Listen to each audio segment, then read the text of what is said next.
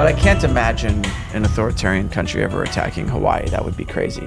Another case of China just ripping off Japan. Oh my god. Have some new ideas, CCP. Seen much Chinese anime? Why are they just I've never ripping seen off a Chinese Japan? anime. Yeah, they're doing it. Yeah, what's one that you can think of? I can't think. I just know vaguely that they're doing it. I think I've kind of purposely avoided Chinese anime manhwa. That's their word for manga. Yes, I know. All right. Isn't it? Okay, anyway. Isn't what? Never mind. Huh? Chris, what's your favorite anime? That's a tough one. Well, I'll recommend one that most people have never seen or heard of. Sayonara Zetsubo Sensei, which translates as Goodbye, Teacher Despair. Okay. It's a little weird. I wouldn't recommend it as anyone's first anime. But it's basically, there's this Japanese professor, teacher, and his classroom is full of like all these students who sort of are archetypical representations of like quirks in Japanese society. So there's like one character who always apologizes for everything, who thinks everything's her fault. There's another girl who's like super upbeat and happy, and it's hiding like really dark, demented things. It's a funny show. Yeah, that sounds hilarious. And it references, a lot of other anime. It's beautiful music too. Beautiful animation. There's like a character who has like a split personality, who's like, a very like good subservient Japanese girl, but she also studied abroad, so she'll also sometimes transform into like this blonde, like really like overbearing, Americanized. Interesting to see your culture from a different culture's angle. Yeah. It's if you are an anime connoisseur, check out Sayonara Zetsubo Sensei. And if you've actually watched this obscure anime, leave a comment below. I remember when I made a reference to Macross once on China Uncensored. Yes, there was actually and a lot of people did. You are my people. Well, I mean, I suppose we'll see how many Jesus Christ Superstar fans there are in the If there's like a bunch of Sayonara Zetsubo Sensei and Jesus Christ Superstar people commenting. How big do you think the intersection of that Venn diagram is? It could be just one person, which is you. No, me and my other friend. And then like another really enthusiastic guy in Tokyo. Maybe, no. Yeah. But, my old high school friend, you know him, you've met him.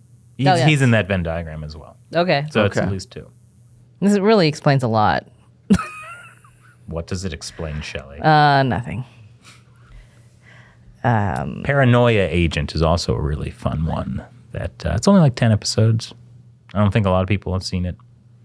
I've never heard of Paranoia Agent. Yeah, it's very kind of like psychologically disturbing in a weird way, but it's very interesting. Very good. Yeah, I've learned to take your media recommendations with like a giant grain of salt. What was that Happiness movie? of the Categories is fun, especially as like the one like happy sing-song musical. I mean, come on, have some songs and dances. You showed us Happiness of the Categories, and Shelley and I were both so displeased with that film. Did we even finish it? No, we only watched like 25 minutes of it, and then we're like, enough, seriously. Well, and let me, just for clarity, when you showed us The Room, that was great. We watched the whole thing. So to say The Room is the worst movie, it is not. I definitely was kind of colored by the fact that you had already showed us The Room. Mm-hmm. And then I was like, I'm not sitting all the way through Happiness of the Categories. However, we did both enjoy that movie about the Japanese guy who travels back to ancient Rome. Yeah, and then like helps them invent like bathhouses. Yeah, like this Japanese guy is playing an ancient Roman bathhouse creator. Yes. And that's I love that. You have Japanese people playing ancient Romans. And he's like a frustrated artist of a bathhouse designer, and he's like he can't come up with ideas, and he gets somehow transported to modern day Japan and see their spas, and brings the ideas back to ancient Rome. I think he gets transported by a toilet. No, it's like it's in the bathtub, right? It can happen in multiple places. Yes. It's not Didn't necessarily. He get flushed once though? He did get flushed one time. That's not the point. The point is... Well, the point is what's really funny is like he sees the technology of like modern day Japan and tries to recreate it in the past. So he goes into like a jacuzzi and like, oh, there's the bubbles and it's great. So he creates that in ancient Rome. But how do you do that in ancient Rome? You have a bunch of slaves blowing frantically into tubes. Yep. It was really funny. Little Yeah. And that's another case of like, yeah, you know, this is Japan making a commentary about slavery is a little different than like, you know, Americans. Yeah. Well, It's a fun movie. They made a sequel. It's basically more of the same. But we should watch it. It's perfectly fine. it's like, why change anything? People Is it watch the a first different like plot, or is it basically also about bathhouses?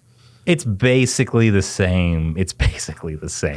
Which is just more of the same fun, which is great. I think they end up saving the Roman Empire.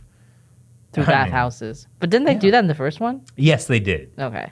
Oh, yeah, because Emperor Hardin was like his troops were losing some important battle and they were getting demoralized. But the solution is a bathhouse to make the soldiers feel great. Yes, there we go. That was it. Yeah. Do you know how many people were in a Roman centurion? 100? About like 80. It was not 100. It was not 100. Like the ancient world was treated numbers very differently than we do in modern days. Well, the Romans didn't even have a concept for zero, which is like the core of modern mathematics. Yeah, and yet they could build aqueducts at such a grade that you can't even detect it without modern day digital tools, and they did it. And they were able to transport water hundreds of miles. It's amazing. Do you think about Rome every day? I do. Mm-hmm. Unfortunately, Rome was the great beast that came out from the sea, ridden by the harlot in the name of Babylon. That wasn't his song in Jesus Christ Superstar. That's Book of Revelations. Okay. Never read that one. I like aqueducts. Cool. I like Rome. They were also kind of horrible. You know, you have aqueducts and you have slavery. You have your pros and your cons. Yeah. What were we talking about before this? Oh, God, wow. Where are we? He's Europe. It was Europe. It was Europe? Again, I apologize. We had a guess. We had everything planned out. Yes, we were going to be talking about the South China Sea and the Philippines. Yeah. We really were. Yeah. So thank you. And now I'm just thinking about after we came back from the South China Sea, watching One Punch Man.